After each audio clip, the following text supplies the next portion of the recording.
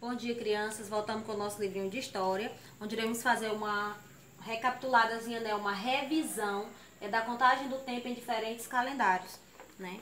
A contagem do tempo, ela é importante para que possamos perceber a sua passagem. E isso não é uma preocupação atual hoje da gente, é uma preocupação desde antigamente, né? Foi sendo estudados vários meios, né?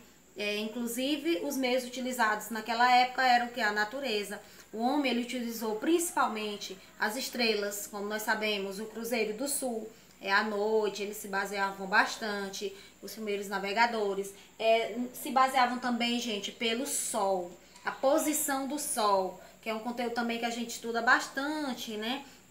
A posição quando o Sol nasce pela manhã, nascente, é o que? É o leste. Onde o sol se põe à tardinha, é o que? É o poente, né? Onde o sol se põe. Então, a posição do sol antigamente era muito utilizada pelo homem para saber as horas do dia, por exemplo. Ele olhava, ainda hoje, se a gente perguntar a uma pessoa mais idosa, uma pessoa de uns 80 anos, ele não vai olhar para um relógio de pulso, para um celular, para lhe dizer uma hora, não. Se você perguntar, automaticamente ele só vai olhar o quê? Para a posição do sol e vai lhe dizer a hora corretamente. Você pode observar. Também eles utilizavam as fases da lua, gente. A lua, ela apresenta 4 fases e ela muda, de 7 em 7 dias ela muda. Nós temos, eu peguei esse calendário aqui maior, né, porque eu tenho outro aqui, mas é menor, porque os calendários, esses calendários de parede, esse aqui também, gente, é passado, que é de 2018. O calendário de parede, você tem na sua casa, você pode observar que geralmente eles vêm lá embaixo, pequenininho, focando as fases da lua, onde nós temos a minguante, né, a nova, que é só uma partezinha, a nova, a crescente e a cheia. Você pode, se você tiver um calendário na sua casa, você pode estar dando uma olhada aqui. Isso aqui são as fases da lua. E que as pessoas, elas utilizavam a fase da lua, por exemplo, muito na realização de seus plantios, gente, na colheita, né? Interessante também que até no nosso próprio cabelo, muitas das nossas mães tem ainda isso que vem de antigamente, de dizer que é importante a gente cortar o nosso cabelo quando nós estamos na lua, na fase crescente. Por quê? Porque diz que o cabelo vai desenvolver, vai crescer mais rápido, certo? Então as fases da lua eram muito utilizadas. E ainda hoje, ainda tem pessoas que utilizam bastante das fases da lua para basear, né, a sua vida. Então, sempre foi muito importante. Então, no início, como eles se baseavam na lua, no sol, nas estrelas, o primeiro calendário que foi surgindo foi o calendário, por exemplo, solar. O calendário solar baseado o quê, gente? Baseado no movimento que a Terra faz em torno do Sol.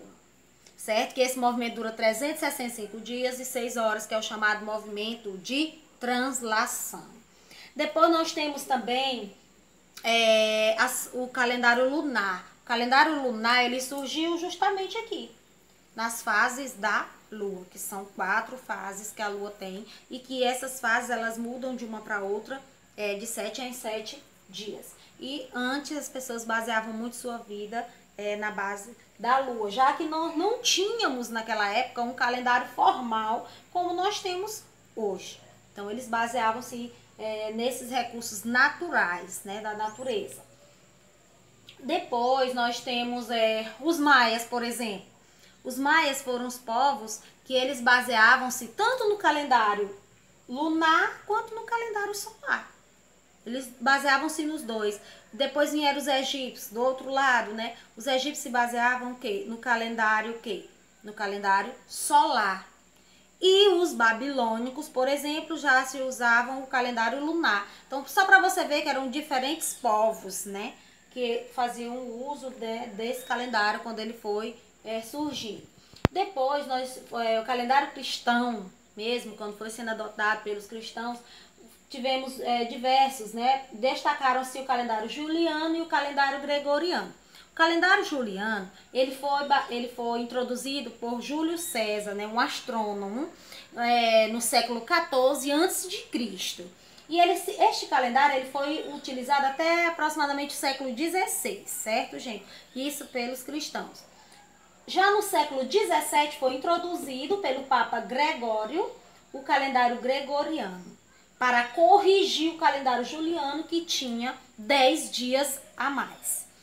E o calendário juliano era o que mais se aproximava do calendário gregoriano, que é o calendário utilizado atualmente por nós. Hoje nós sabemos que nós utilizamos o calendário gregoriano, que é esse calendáriozinho que a gente tem na nossa casa, que ele é composto por 12 meses, né? E o primeiro semestre, primeiro semestre são 6 meses. Temos o segundo semestre também por 6 meses, né? Isso que forma 12. Então, o calendário gregoriano, ele é formado por 12 meses. Nós sabemos que o mês, ele é composto por 30 dias ou 31 dias, né, gente? Com exceção o mês de fevereiro, que ele vai ter o quê? 28 ou 29 dias. Também é importante lembrarmos que o mês de fevereiro, quando ele tem 29 dias, esse ano, ele é chamado de ano bissexto. E isso só ocorre de 4 em 4 anos, que é justo essa questão do ano ter 365 dias e 6 horas. Essas 6 horas, viu, gente, é que vai dar o quê? De 4 em 4 anos, esse ano bissexto, certo? Quando o mês de fevereiro tem 29 dias. O nosso livro também até colocou uma questão interessante com relação ao nosso nascimento, né? Quando a gente nasce no dia 29 de fevereiro, né? Coincidentemente, eu nasci, por exemplo, no dia 29 de fevereiro de um ano bissexto, claro, né? Se é 29 dias é porque ele é bissexto. O que ocorre? Eu vou me registrar no cartório, vou considerar aquela data, eles colocam lá o quê? Que é para mim no cartório, ou eu escolho 28 de fevereiro ou 1º de março, no caso, né?